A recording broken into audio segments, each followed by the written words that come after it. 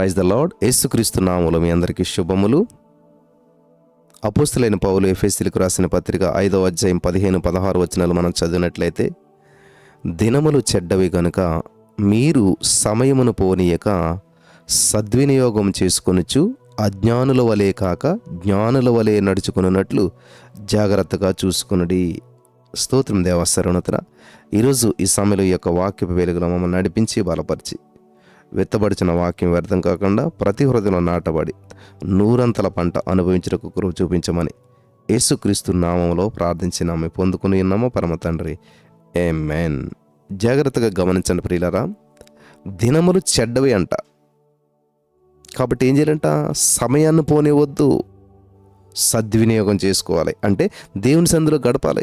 ఇది దేవుని సందులో గడిపే సమయం, ఇది దేవునితో గడిపే సమయం, ఈ సమయం దేవునికి ఇచ్చేటువంటి సమయం. కాబట్టి ఈ సమయంలో మనం దూరం అయిపోయినట్లయితే దేవుని సంధిని మనం అనుభవించలేం. సమయాన్ని మనం దేవుని సందులో గడిపితే జ్ఞానులు అన్నమాట. ఈ సమయం దేవునికి ఇస్తే జ్ఞానులు, అజ్ఞానుల వలె కాకుండా జ్ఞానం కలిగిన వారిగా ఉండాలి. ఒక అద్భుతమైన సంఘటన మీతో పంచుకోవాలని ఆశపడుతున్నాను. భక్తి చేయాలన్నది కానీ పరిస్థితులు అనుకూలించట్లేదు. దేవునిలో నిష్ఠగా ఉండాలనుకున్నారు కానీ మరి ప్రతికూల పరిస్థితులు మీకు ఎదురవుతూ ఉన్నాయి. దేవునిలో సంతోషించాలనుకుంటున్నారు కానీ మరి పరిస్థితులన్నీ కూడా ఊహించినటువంటి రీతిలో మీకు ఎదురవుతూ ఉన్నాయి. ఏం చేయాలి? ప్రతికూల పరిస్థితుల్లో ఎలా భక్తిగా ఉండాలి? మరి పరిస్థితులు అనుకూలంగా లేనప్పుడు, మరి తప్పనిసరి పరిస్థితుల్లో వెళ్ళకూడని ప్రదేశాలకు వెళ్ళవలసి వచ్చినప్పుడు, చేయకూడని పనులు చేయవలసి వచ్చినప్పుడు భక్తిగా ఎలా జీవించాలి, ప్రభుకు దగ్గరగా ఎలా జీవించాలి అనేటువంటి సందిగ్ధమైనటువంటి ప్రశ్నలు చాలామందికి ఎదురవుతుంటుంటాయి. బ్రదర్, మేము ఇటువంటి కుటుంబంలో ఉన్నాం, ఇటువంటి పరిస్థితుల్లో ఉన్నాం, మరి ఎలాగా ఈ సమయంలో ఎలా భక్తి చేయాలి, ఎలా దేవునికి దగ్గరగా ఉండాలి, ఎలా దేవుని యొక్క వాక్యాన్ని మేము అనుసరించాలి అనేటువంటి ప్రశ్నలు ఎదురవుతున్నట్లయితే ఈరోజు ఈ యొక్క సంఘటన ద్వారా మీ ప్రతి ప్రశ్నకు సమాధానాన్ని మీరు అనుభవించగలరని చెప్పి నేను నమ్ముచున్నాను. హల్లెలూయా. ఒక యవ్వన కాలంలో క్రీస్తు ప్రేమను గుర్తించినటువంటి ఒక సహోదరి ఉన్నారు. ఒకరు యేసుక్రీస్తు ప్రభు వారి కోసం జీవించాలని చెప్పి తీర్మానం చేసుకున్నది. ఏది ఏమైనా సరే ప్రభు కొరకు నా జీవితాన్ని సమర్పించాలి, ప్రభుతోటి నేను జీవించాలి అనేటువంటి తీర్మానం చేసుకున్నటువంటి ఆ సహోదరి జీవితంలో మరి యేసుక్రీస్తుకు ఇష్టం లేనటువంటి స్థలానికి వెళ్ళింది.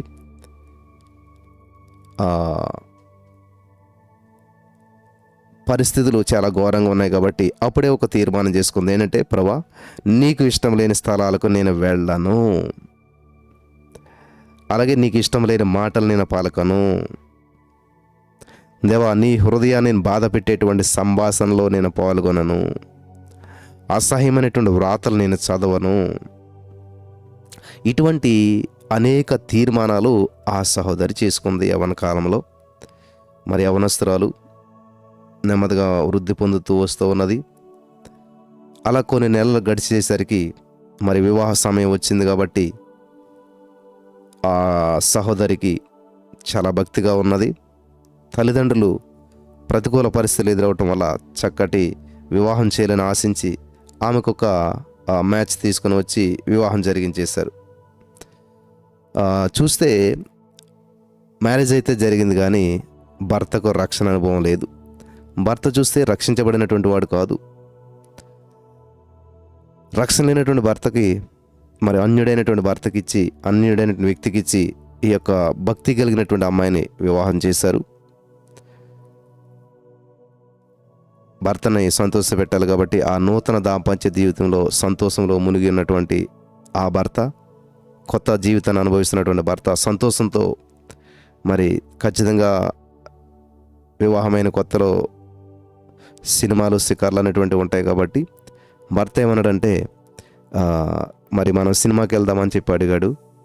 అయితే ఈమె చూస్తే తీర్మానం చేసుకుంది యవ్వనస్తురాలుగా ఉన్నప్పుడు, దేవా, నీకు ఇష్టం లేని స్థలాలకు నేను వెళ్ళను, ఇష్టం లేని మాటలు నేను పలకను, దేవా, నీ హృదయాన్ని బాధ పెట్టే సంభాషణలో పాలు పంచుకొను, అసహ్యమైన వ్రాతలు చదవను, మరి చూడను అనేటువంటి తీర్మానాలు చేసుకున్నటువంటి సహోదరికి ఇవన్నీ మనసులో గుర్తొస్తూ ఉన్నాయి. ఇప్పుడు ఏం చేయాలో ఆమెకి అర్థం కానటువంటి పరిస్థితి ఎదురైంది. ఎటు దిక్కుతోచినటువంటి పరిస్థితిలో ఉన్నదామె. అయితే ప్రియులారా, గమనించాలి, భర్త కోసం తప్పనిసరి పరిస్థితిలో సినిమాకు పిలిచాడు కాబట్టి ఆమెకి ఏమీ తోచలేదు. ఇప్పుడు క్రీస్తును సంతోషపెట్టాలా లేక భర్తను సంతోషపెట్టాలా? క్రీస్తును సంతోషపెట్టాలంటే ఇంకా మరి ఏ సినిమా షికారుకు వెళ్లకుండా ఇంట్లో ఉండి ప్రార్థించుకోవాలి. భర్తను సంతోషపెట్టాలంటే సినిమా హాల్కు ఖచ్చితంగా వెళ్ళాలి. ఇటువంటి సందిగ్ధమైనటువంటి పరిస్థితుల్లో ఆమె చివరికి ఒక తీర్మానానికి వచ్చేసింది. భర్తతో పాటు సినిమాకి వెళ్ళాలనుకున్నది. సినిమాకి వెళ్ళింది, సినిమా హాల్లో కూర్చున్నది. సినిమా ప్రారంభమైపోయింది. మరి సినిమా కొనసాగుతూ ఉన్నప్పుడు భర్త భార్య వైపు చూశాడు. ఆ భర్త భార్యను చూసినప్పుడు ఆమె కన్నులు మూసుకొని ప్రార్థిస్తూ ఉన్నది. కొంత సమయం తర్వాత మరలా భార్యను చూశాడు. ఆమె ప్రార్థించడం మానుకోలేదు, కళ్ళు మూసుకునే ఉన్నది, పెదవులు మాత్రం ప్రార్థిస్తూ ఉన్నాయి. ఈ భర్త విభ్రాంతి పొందిపోయాడు, ఆశ్చర్యచకితుడైపోయాడు. ఏం చేయాలో అర్థం కావట్లేదు. భార్య ఇలా ప్రవర్తిస్తూ ఉన్నది. ఆమె అసలు కళ్ళు కూడా తెరవట్లేదు, సినిమా చూడలేదు, ఆ సినిమాలో వచ్చిన మాటలు కూడా వినట్లేదు. ఆమె పెదాలు ప్రార్థిస్తూనే ఉన్నాయి. ఇదంతా గమనించినటువంటి భర్త మరి ఆ భార్య ఇద్దరు కలిసి బయటకు వచ్చేసాడు. భర్త కూడా భార్య పడు. అప్పుడు ఇదంతా గమనించాడు. ఆమెకు ఆ సినిమాపై ఉన్నటువంటి ఆశను విసర్జించి,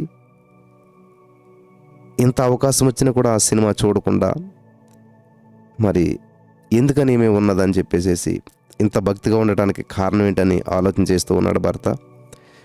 ఇంత మంచిగా మరి ఇటువంటి అవకాశంలో కూడా తన మనసును నిగ్రహపరుచుకొని ఆ సినిమా వైపు చూడకుండా, సినిమా మాటలు వినకుండా ప్రార్థిస్తూనే ఉన్నది. దీనికి అంతటికీ కారణం ఏంటని చెప్పి ఆలోచన చేస్తూ ఉన్నాడు.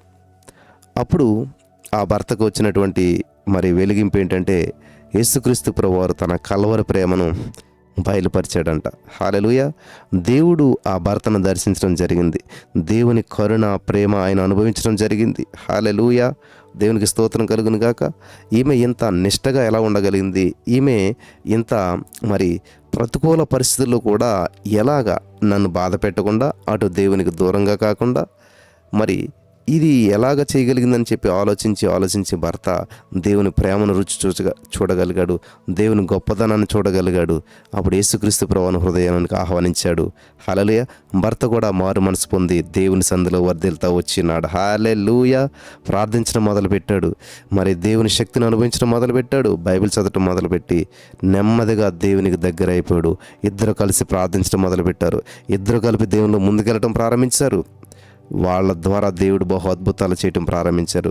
ఆ భార్య భర్తలు ఇద్దరూ కలిసి దేవుని పరిచర్యను ప్రారంభించారు. ఊహించిన రీతిలో అది విస్తరించబడటం వల్ల వారికి ఉన్నటువంటి ఉద్యోగాలన్నీ మానేసి భర్త కూడాను పూర్తిగా మొత్తం సేవలోకి రావటం జరిగింది.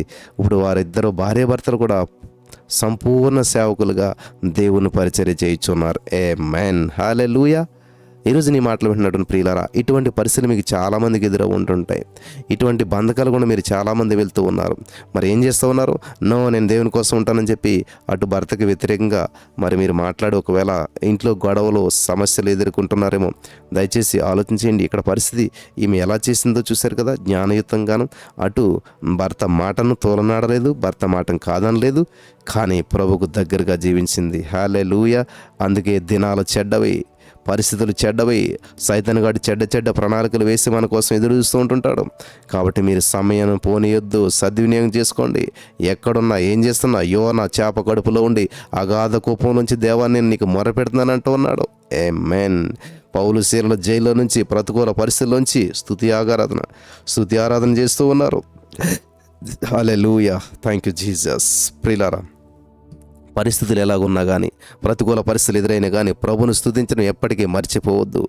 ప్రభు కార్యాభివృద్ధిని ఎప్పటికీ ఆసక్తులు ఉండమని చెప్పి దేవుని వాక్యం సెలవిస్తుంది. మరి ఈరోజు నీ మాటలు విన్నాం. ప్రతి వారికి పరిశుద్ధాత్మ దేవుడు సహాయం చేసి నడిపించి బలపరచును గాక. ఆమేన్.